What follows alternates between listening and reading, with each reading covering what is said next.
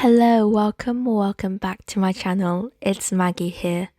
Autumn's approaching, the wind is getting a bit chilly, and I thought this is the perfect time to bring you a cozy and aesthetic study vlog. So, let's go. Now, today at school, we finished a topic in GCSE Business Studies, topic 1.5.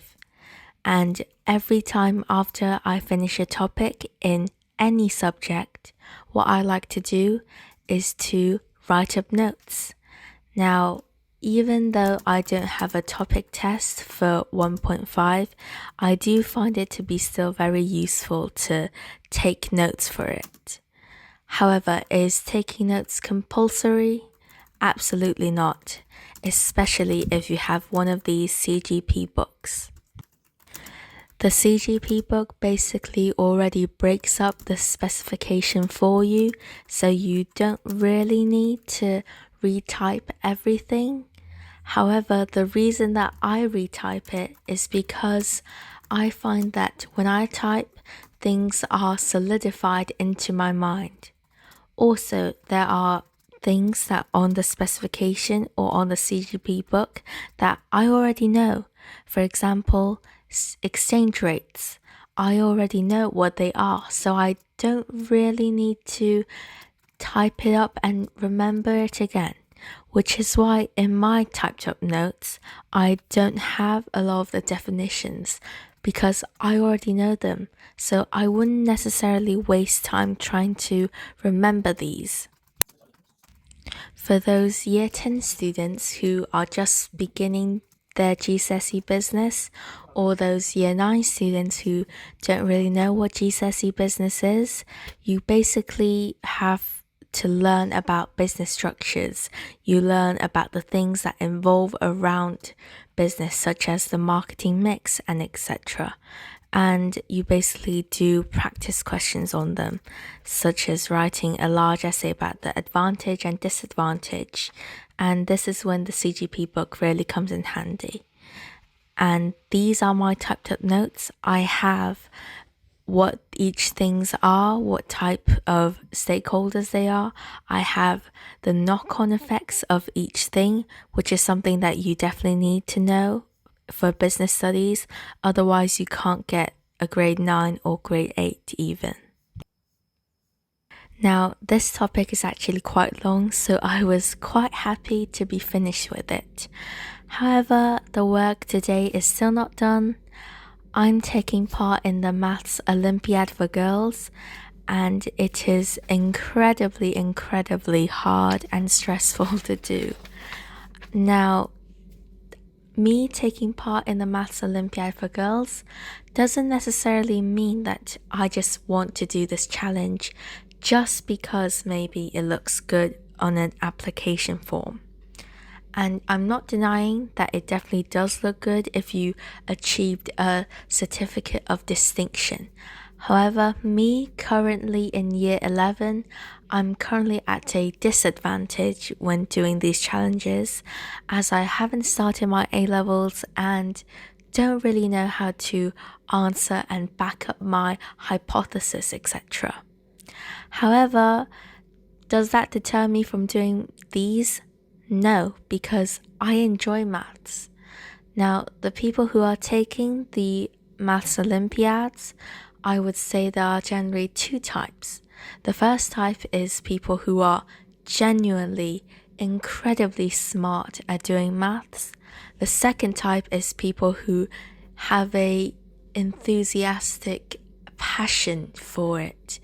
And I would say that if you are not too over talented or like too talented in maths, I wouldn't really recommend doing this as it can definitely, harm your self-confidence in maths because the questions are aimed at the very top of the UK and people in year 13 can't even get full marks on it. So don't really expect yourself too much. Don't expect too much from yourself for doing all of these questions.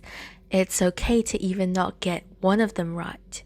I just think that doing this, it's a good way to train your thought process, as the Maths Olympiad, many times, they break up the question into little bits, and these bits are all intertwined with one another. And this really, really, really is helpful in A level, especially if you're taking A level maths or further maths, because in those questions, they break them up into smaller parts. And if you do this correctly, then you can move on to step 2. So it's all just intertwined, it's linked together. And I feel like it's really good practice for just thinking about how you are supposed to do it. However, I'm just saying that this is definitely hard, because this 2017, I only got one question right, and it's awful, okay? Even when looking at the mark scheme, it is really hard to interpret how are they actually doing this.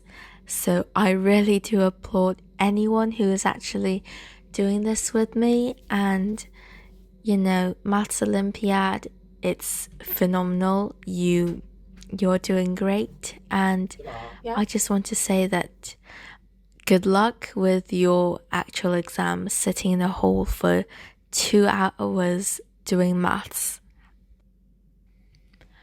I really enjoy maths, so I find this to be really good practice for me to understand how interesting and how you can implement a really small idea and make it into something really, really complex. Now, obviously, don't do this all the time. Once I finished this question, I was basically relaxing for the rest. Now, I made myself a cup of barley tea, which smells really great, and I decided to watch a bit of Netflix just to chill out.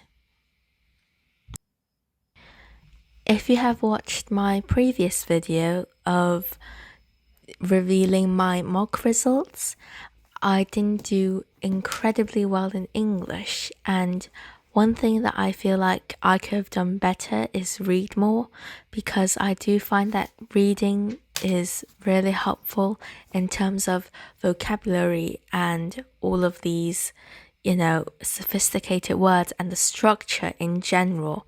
It's just super helpful. Now, I've been really interested in this book called The Last Hours in Paris, and it is basically about how it's split into 2 timelines. One timeline is in 1944 and the other timeline is 1963. It starts out with, in 1963, how Josephine is trying to, discover her heritage, her background. So she decided to travel to Paris, and in Paris, she learned about who her father was and the secrets that her mother is hiding from her. And it's just really, really a heartbreaking story of love, It's about how war separates people, and I haven't read the whole thing yet. I'm just at the beginning, but I'm absolutely fascinated by the timeline, the plot, and the characters, how there's an ongoing conflict, and how, Sebastian who's a character in this novel, how he is feeling lost during the war. And this really ties in with what I'm currently studying, power and conflict. Even normally you interpret conflict as war. However, sometimes conflict might just be an opinion, not necessarily war. And I feel like reading something about conflict is really gonna help.